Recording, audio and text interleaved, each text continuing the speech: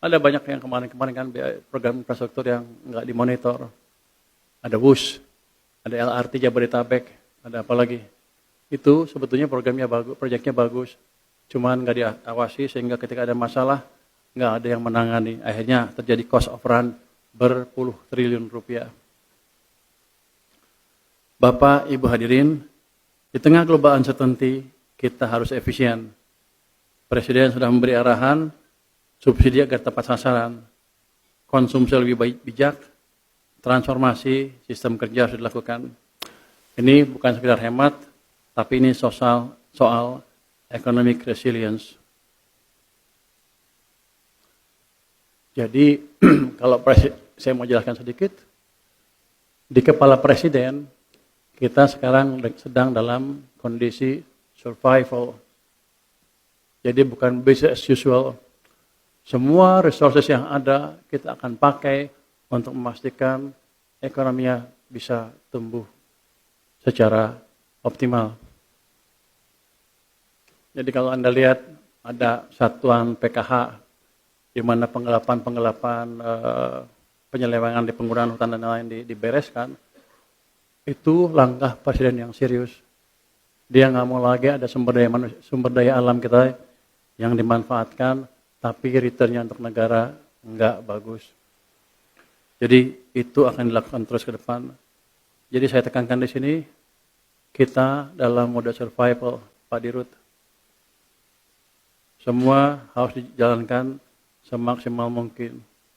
Nggak ada lagi main-main itu hengki-pengki kiri kanan. Untuk program prioritas, arahan Presiden jelas.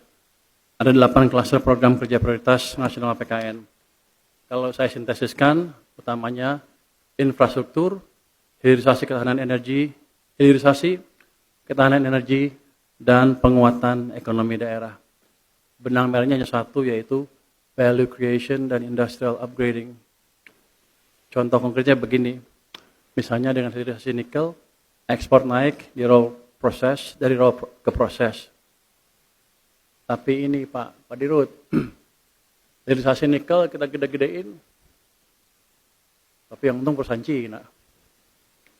Saya suka sedih ngelihatnya. Jadi coba kita lihat perusahaan domestik atau BUMN ada nggak yang bisa kita bantu. Termasuk dalam hilirisasi adalah energy security projects. Jadi kita akan diversifikasi ke sumber energi yang lain. Makanya saya waktu dengan World Bank diskusi gimana kita bisa memperluas supply dari geothermal kita. Jadi akan kita perluas itu supaya nanti kalau ada gejolak seperti ini lagi di pasar minyak dunia, kita masih bisa bertahan. Kalau ini semua jalan, produktivitas akan naik, investasi masuk, lapangan kerja akan terbuka. Jadi kita sudah punya semua. Fundamental kuat, fiscal credibility, momentum global juga waktu lambat kita masih bisa jaga.